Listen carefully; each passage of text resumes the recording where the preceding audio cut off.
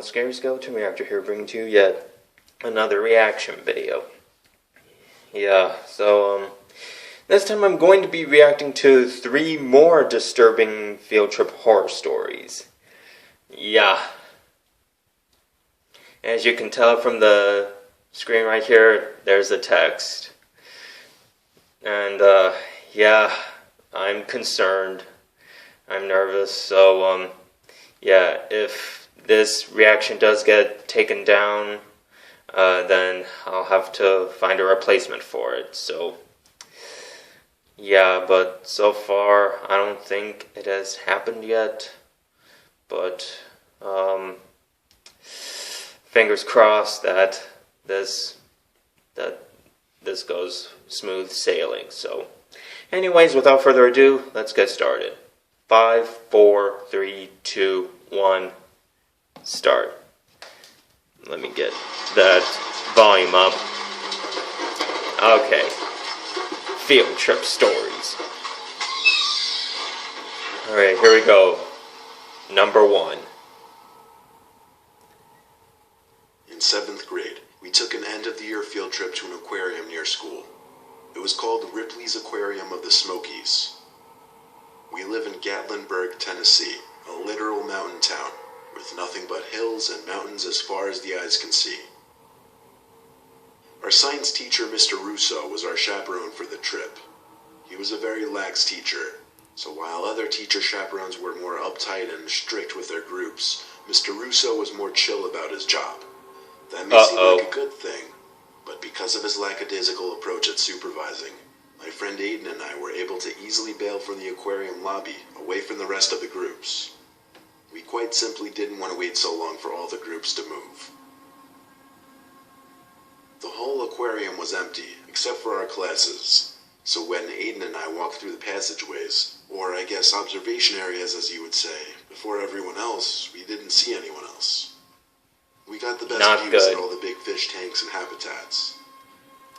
We moved on to the next dark room, all of which were lit up with a dark blue tint from the fish tanks, by the way.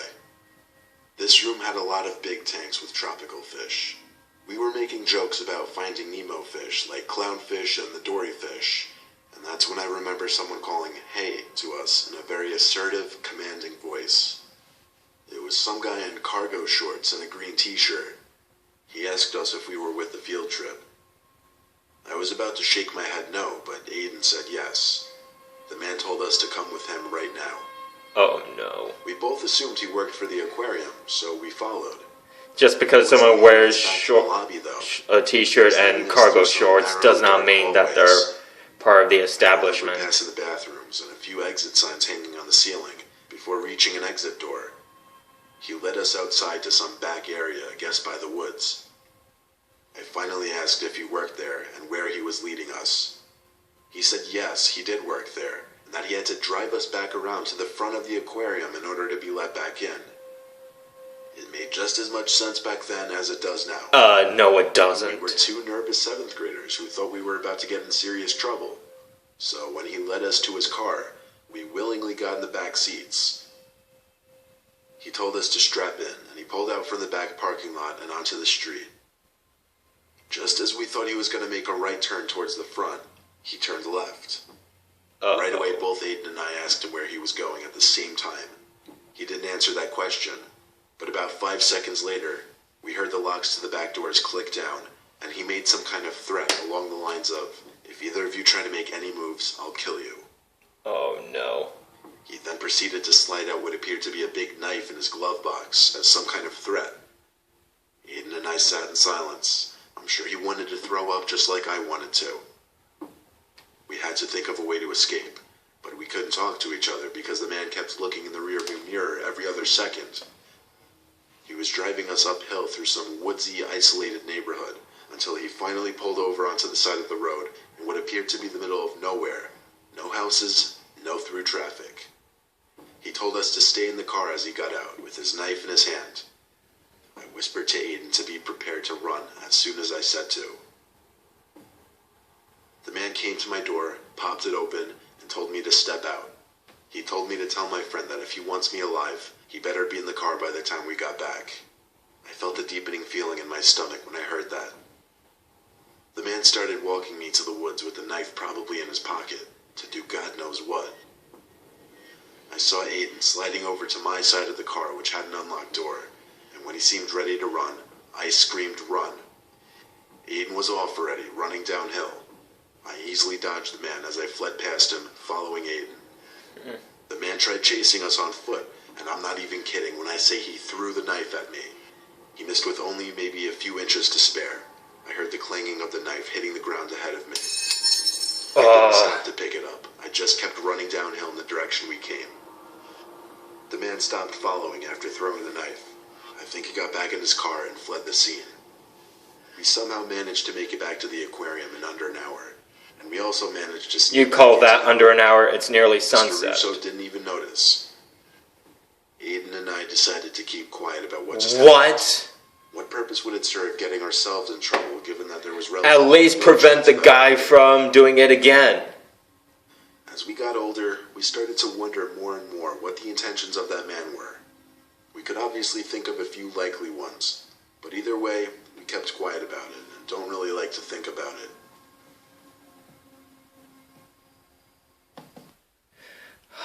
My goodness.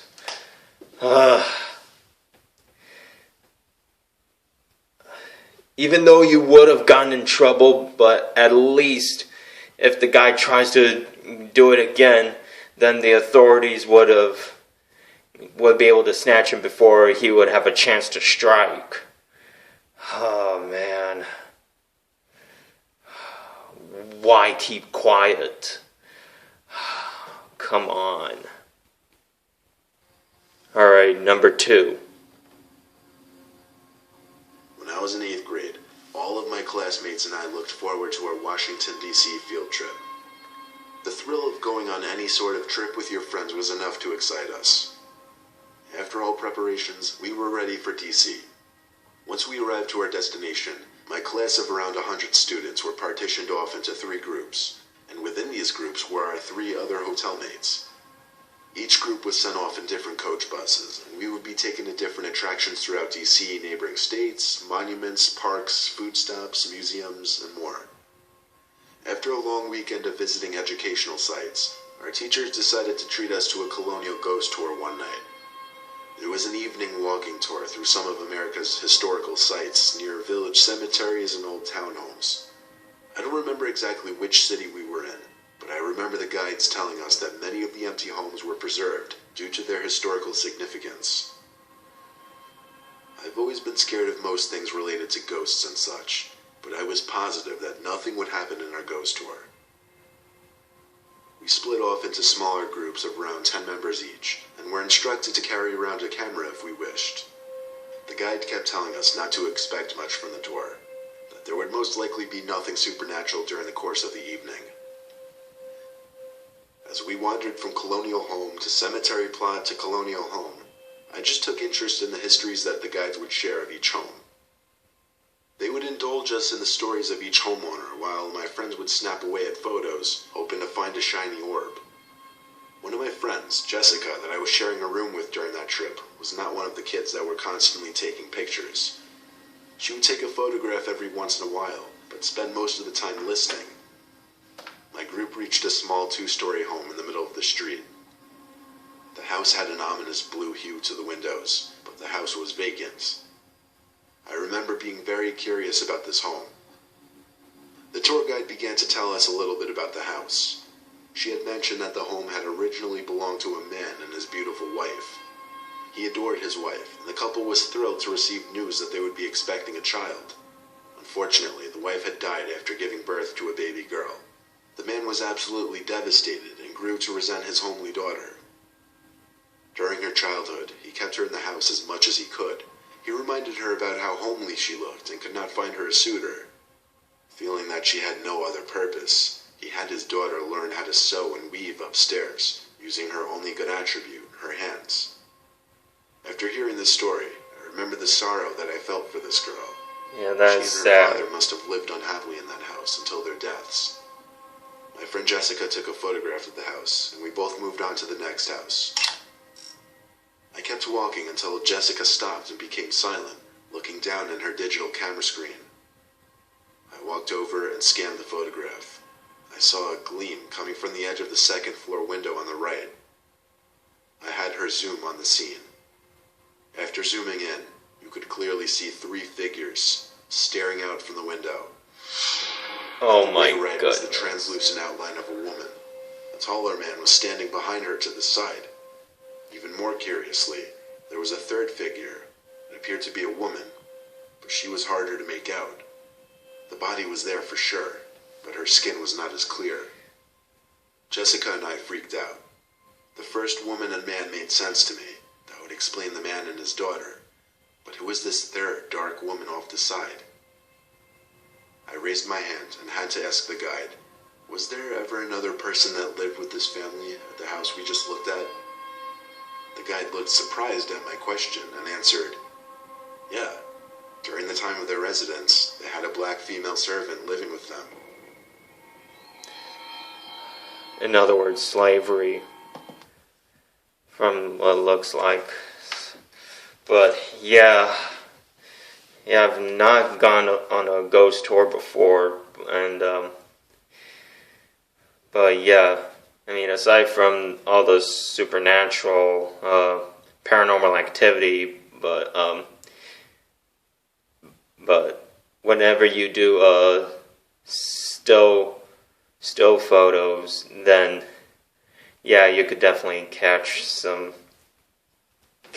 elements, whether it's shadows or whether it's orbs of lights. But yeah.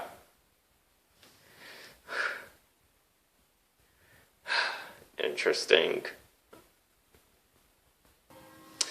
Alright, number 3. Yeah, the second one was more sad. Senior year of high school. My forensics teacher, Mr. Stevenson, somehow convinced the school to let him take us on a field trip to some abandoned building in the woods that was the site of a major crime scene. I think he might have finessed it a bit and made the school think we'd just be studying the perimeter and outside of the building, but we did much more than that. Mainly, it used to be a drug den. When we got there, I realized how frighteningly tall the building actually was, and its location was just surreal, surrounded by forest in every direction. The only road that leads up to it is a road you would never think to drive down just because of the grass growing in the street. Since our current topic at the time of our class was dealing with drugs, Mr. Stevenson led us into the abandoned building. He gave a tour of the place as if he'd been there many times before, and he seemed to know quite a bit of history about the building. For example, that the actual original purpose of the building was unknown. Apparently construction on the higher levels wasn't even finished before the building was abandoned. Its location and size made it ideal for drug deals and other illegal activity to take place, which surprised all of us since there we were inside of this apparent former drug den for a school field trip. Mr. Stevenson was so laxed about this trip that he didn't even notice when a couple students wandered off to explore on their own. My goodness. Maybe he just didn't care. Why would anyone go off on their own? Me and my friend Gianna, or G, decided to go off on our own too. And yes, I'm a guy. I just so happened to have a really close friend that was a girl back in high school. Nothing wrong with that. There had to be at least 8 floors in this building, but we saw from the outside the top few floors looked unfinished. I basically forced G to come all the way upstairs with me to the top few floors. Worst came to worst, we wouldn't be able to find the group again, and we just returned to the bus right outside. We climbed the stairs, one flight after another. It was weird. As we reached the middle floors, the amount of debris and graffiti lessened a bit, but then as we got to the higher floors, there was even more graffiti and litter than the lower floors. Then things got sketchy. It seemed we were on the second highest Someone's floor. up there. Everything on this floor was still just wood foundation. A lot of it seemed to be rotting, and there were a lot of holes up there. We would have gone up to the last floor, but the stairs had been completely stripped and broken. Basically, there were no stairs to the last floor. There had to be a way up there, though. So we watched our step for weak wood as we navigated the floor. Then, Gianna grabbed my shoulder and stopped me. She pointed up at a hole in the ceiling and said she saw something. Then there was a ticking noise. Like the kind of ticking noise a person makes when they're calling their cat or something. Followed by that, someone's arm came into view from the hole above us. Oh Just the no. arm, though. And judging by the position of the arm, whoever's arm it was must have been laying down flat on the floor beside the hole. They had a long black sleeve on, so the only skin that was visible was their hand. G was scared. He laughed a little at first, but I'm not going to say it wasn't slightly unnerving. Gianna started telling me, let's go back down. Yeah, go back I down. started calling up to the person, how do we get up there? They didn't answer. Instead, they just kept making the ticking noise and waving us up. That's when things started getting really creepy, and I agreed with G that we should go back down. Right after I said this, the person pulled their arm out from the hole, and we heard the sound of a shoe quickly scrape the wood foundation above us, as the person was clearly getting up. We couldn't see, though. I nudged Gianna to move. I was creeped out and just wanted to get back down. As we were about to leave the main open layout room and back into the stairway corridor, there was a crash far behind us. Oh We no. turned and saw a man on the complete opposite side of the room, facing the wall. It seemed he just jumped through one of the holes. He then quickly turned his head to look at us, without moving his body. There was something about his face and clothing. He didn't look like the typical urban exploration type. He looked dangerous and unstable. G and I ran for it now, down one flight of stairs at a time. 3 flights down, I looked up the long corridor above us, and saw the man at top, looking down at me. I yelled go to Gianna. We kept going down. Like 5 flights later, I looked up again, and there was the man again, looking down at me. This time he seemed much closer, and I just realized he'd been chasing us. We got to the bottom, and I looked up one more time, and I didn't see him this time. We heard the voice of Mr. Stevenson nearby, and I kind of started to laugh about what just happened. Not exactly because I found it funny, but because I was just happy that we made it back safely. G was not laughing, though. Time to get She out was of there. genuinely disturbed. We found Mr. Stevenson, who asked where we were, and we told the truth about what just happened. He was pretty mad at us, but given what we just told him, he also advised we should leave the building. The other kids who wandered off had returned, and when we got to the bus, Mr. Stevenson did a head count like 3 times. Overall, the trip wasn't a failure for the rest. The other kids did learn things about the building and drugs, but for my friend Gianna and I, really, it was the most horrific thing we ever went through. Oh, there it is. 3 true scary field trip horror stories. 3 really creepy true horror stories. 4 scary stories where a dog saved the day. I think I might have reacted to the dog saved the day. Or is it a different one? Anyways, that was 3 more disturbing field trip horror stories. Oh man. Rule of thumb, never sneak out on your own when you're on a field trip. Because who knows if you're ever gonna find your way back or you're lost forever. So anyways, thank you guys so much for watching. You know the drill. Please like, please subscribe. If you guys have requests, comment down below. See you guys in my next reaction. Peace.